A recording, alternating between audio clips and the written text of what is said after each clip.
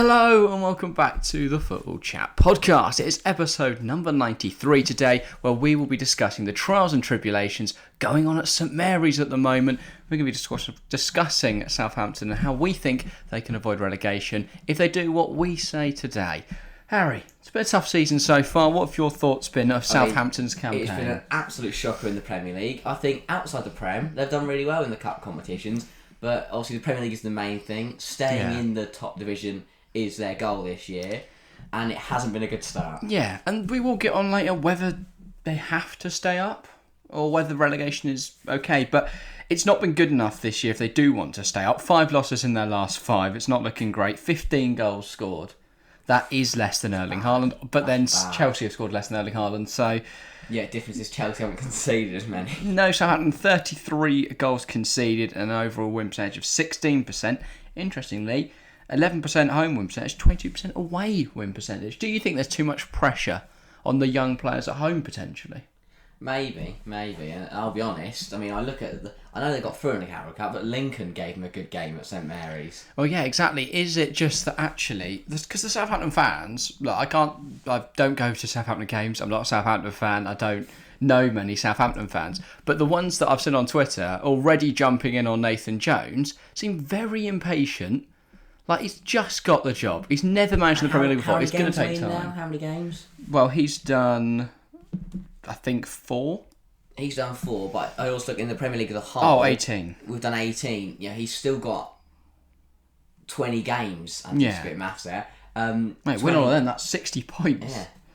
He's still got 20 games to turn this season around, and Forest look awful, I must say. I mean, they got battered by Blackpool. I think Bournemouth...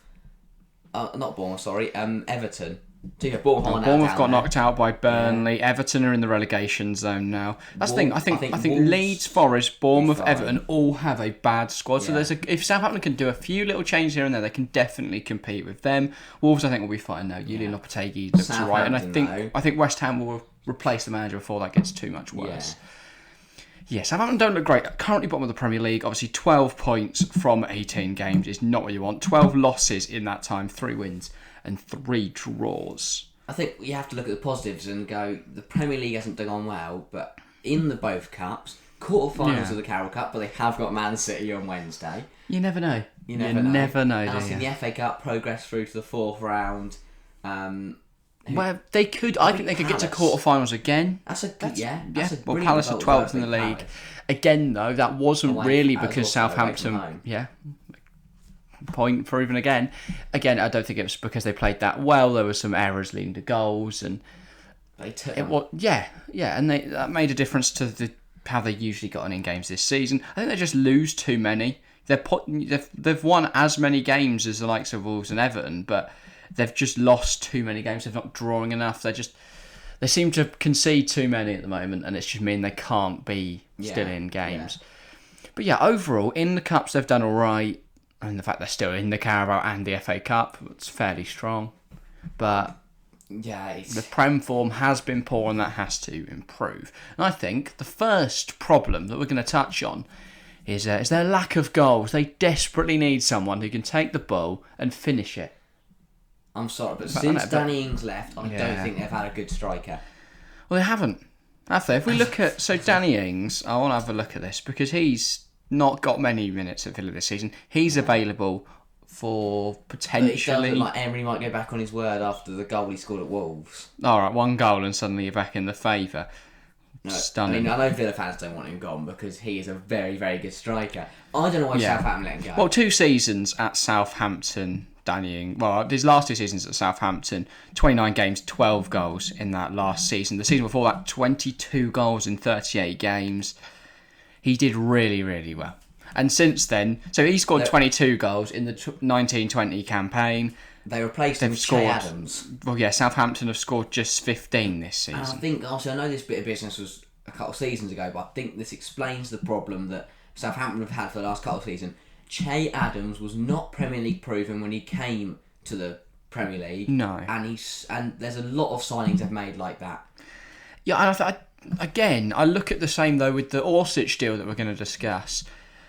Good player, but when you're fighting for promotion, fighting not to get relegated in the Premier League, you don't need. Well, you do need good players, but you need Premier League experience as well, and they've got none of that. Yeah. James Ward-Prowse is the only player that's been. And I look at in teams the over the recent years, and the best one I know is like Villa, when they're in that relegation dogfight, they put like John Terry at the back.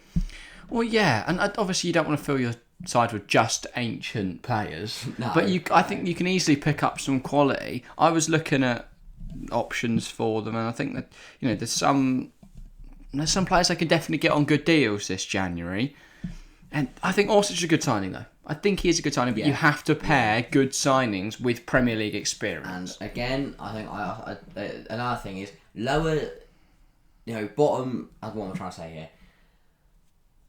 Bottom half Prem sides, like relegation Prem sides, you got to use your loans. You've got to see you can pick up on loan. You can, and because save as much money as possible, because that's always a good thing. And just see who you can get in on loan. Well, yeah, we'll touch on loans a bit later. First, though, we'll talk about another area of the team that is problematic: the defence. Basically, everything's terrible. I mean, who they bring in the summer? Kaletica. It's more like Duche Kaletica. They brought in Ainsley Maitland-Niles, who tends to operate as a wing-back. They brought in Armel Bella-Kotchap, who I think is a very good signing, but again, not experienced in the Premier League. Salisi's a good touch centre. Gavin Bazunu as well is someone they brought in. I think he's an exceptional goalkeeper, but again, not experienced in the Premier League. But yeah, Salisu, as you say, brilliant centre-half. I think they just don't know what their best team is. They played a 4 against Palace and they looked a lot better, I think.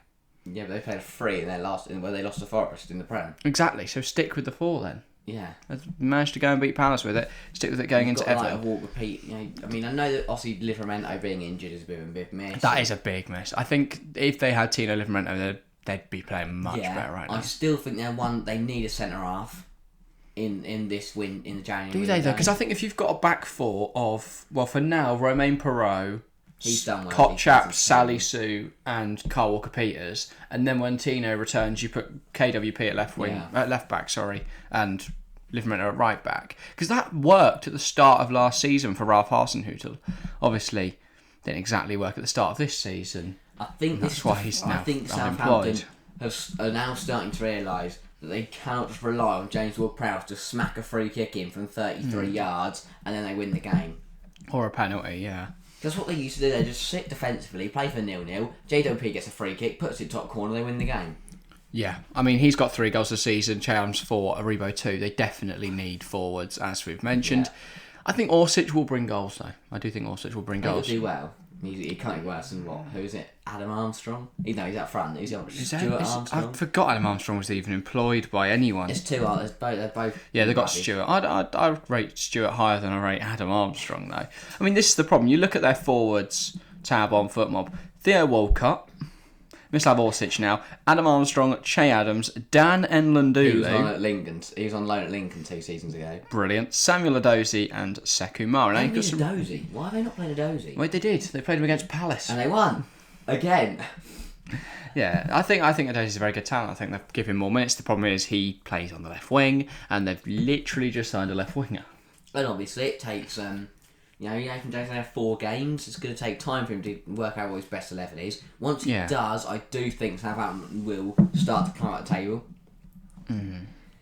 But I don't. I think they're in the relegation scrap for good now. They've just got to make sure they get out of it. Yeah, I think you're right. I think they've definitely... But I do think their squad is decent. They definitely need to add more, though. Because, I mean, just at their... I think the 3 players they're missing the most at the moment. So Bella-Kotchap came off injured last game. These are our only injuries, by the way. Tino Livramento, obviously, and Juan Larios. He had a really good start to this season, then he got injured against Arsenal, right? Yeah, I think so. I think it was. And he's a very good talent. So they've been unfortunate with injuries, especially in the right-back position, but it's not like they're weak on right-backs. I know Lanko, I think that's how you say his name, played against Palace at right-back. Actually dropped a good rating, so I do maybe think playing more there. They just need some Premier League experience, some relegation dogfight. Yeah, like when they definitely usually, obviously, I'm not saying Nathan Jones is a bad manager, but usually when people are in a situation, they call in Sam Allardyce or to save it. I know a lot of Southampton fans want Nathan Jones gone already to bring in Sean Dyche. I'm like, that is the worst idea. You've got this brilliant squad of young talents, and what you want to do is make them all like Sean Dyche players. That's the thing. Barnes. Southampton have to look at the long term right now. They've got a really talented young squad, but they are going to take time to adapt to the Premier League. I don't think a season in the Championship is a massive problem. I was going to say different. I think they need, but these talents need to be playing at the highest level. If not, they're just going to get snapped up. But look at Burnley. Look how brilliant they've been able to recruit. I look at. But they've changed their team from being this, group of duds, like Matthew Loughton was playing for them. So, no disrespect to him, I'm sure he's a nice guy, but look at how they've transformed their team, been able to dominate in the Championship. Southampton, they would receive the parachute payments, they get a load of money. Yeah, they'll probably lose a couple players, but I think what they lose, Lavia, Livramento. Well, that was going to be my next point. What do you do with Romeo Lavia? Because he's a sensational, talented 19-year-old central midfielder, but I think if you can get 30 to 50 million for him, do you not sell him now? Southampton are Liverpool B-side. Yeah, they are, but it's been Chelsea more linked more heavily. I think because this whole Liverpool Southampton thing, I think if Southampton do go down, Liverpool's gonna go get him. Yeah, but I think you sell him in January. If you can find a suitor, especially with Chelsea now out of the race for Enzo Fernandez, I think you go to them because they've got they signed like Southampton's development geezer or head of recruitment, Joe Edwards, isn't it? Yeah. Yeah, they signed him and he wants to bring Lavia to the club. I think if you can make that sale and in it you attach a loan deal for Loftus-Cheek, if he's back from, I don't know what his injury status is currently. I will check that. I know he is injured, but if he comes back soon, Loftus-Cheek isn't a bad player. Return a few weeks. Yeah, but he's not Chelsea quality. The fact he's played 14 matches in the Premier League this season. That's embarrassing. That is 12 starts. Ruben Loftus-Cheek has started 12 times for Chelsea this year. That's bad. That's really bad. Yeah. But for Southampton, I think he's been a really good player. So I think if you can get 40 mil for Lavia, plus Loftus-Cheek on loan, I think you've replaced him sort of. It's not the same profile. Nathan Jones a bit, man. I think his window's massive. But it is always massive for relegation sides. Yeah. Around. Yeah. I don't think Lavia is too difficult to replace. I think with 40 mil you can do a lot. I think you can go and try and get Danny Ings. If you fail on that, then you can definitely pick up a Premier League proven striker. Probably. Yeah. I don't think he's available right now. Maybe. I know it's not. I was going to say it's not the great shout, but Chris Wood. No, but he's actually doing well at Newcastle. Yeah, but when Isak and Wilson come back, he's not going to play a single minute. I don't know who else you go for, but. Maybe a championship forward. But they've tried that with Adam Armstrong and that's gone horrifically. To the end of the season. Yeah, I think Chelsea might take that. But they'd be more likely to get like Datro Fofana, but then you've got the same issue with him that you do with Sekou Mara and Che Adams, and he's not a Premier League proven striker. So I don't know who you get because there's not. What teams want to sell their Premier League proven striker right now? Apart from Villa, Danny Ings, but again... But they've got Watkins, they've got options, and it seems like Danny Ings might stay now. So especially that Archer's been loaned out, that would then leave Villa with one striker. Unless Villa obviously have a forward lined up. That is true. Then maybe an Ings deal could become more... But I think Villa should keep Danny Ings, because he's very good. He is very good, but if Villa can... If selling Ings means that Villa can fund Depay... Do you not take that? No. Okay. I don't personally. Yeah, because you despise Memphis to buy. I love Danny Ings. All right, yeah, sure. But yeah, I think recouping some money where they can this window could be useful. Money's not in endless supply for Southampton. Yeah. They're a club that rely on bringing talent through the youth and then selling them on for profit. So I think if you can get good money for Lavia, you do it. That just seems to make sense. Maybe even the problem for Salisu is he's a much more key member of the side, so don't think you sell him. And it's the same for JWP. Obviously, you're not gonna let him go. No matter what someone like a West Ham were to offer, you can't let him leave right now because you will be relegated. Yeah, he's so pivotal. Because then you just lose all your goals because Che Adams isn't going to cut it. But yeah, I feel there's no direction either at Southampton right now. They need to build around a player. was going to be my next point. Build around a goal scorer. And they can't build around James Ward-Prowse. No, because that's... all he does is take free kicks. And this is why I yeah. get annoyed at the fact he gets in the England squad, because he's overrated, because he can hit one over a wall. But Orsic...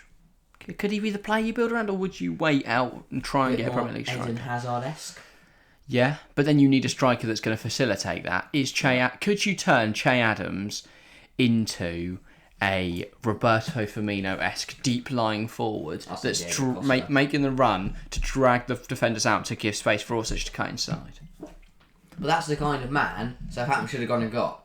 Diego Costa. No. I think Diego Costa causes more problems than he solves. And also... Wolves. Yeah, because Wolves have money to afford his wages. He's doing nothing either. When's he scored? He hasn't yet. Exactly. He got sent off. And he bullied Luke Shaw and Varane in the Wolves United game. I just love seeing Diego Costa back in the Premier. Yeah, I do as well, but he would not be a good fit at Southampton. Southampton need a Premier League proven striker who isn't going to get himself sent off.